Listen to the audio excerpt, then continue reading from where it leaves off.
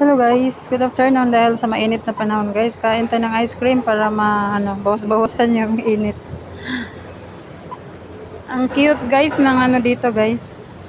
42 ang isa na ice cream, napaka-cute. 1/4 lang to sa sa tig 20 na ice cream dyan sa atin, no? Sa may 7-Eleven. Tapos ang sarap pa ng nila, yung cone nila. Ito cute guys.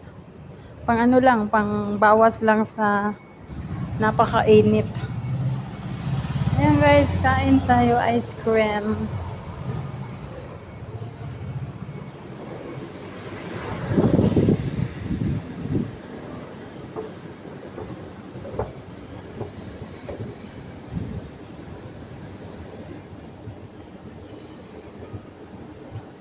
Mabilis lang matunaw guys pag ice cream sa McDo.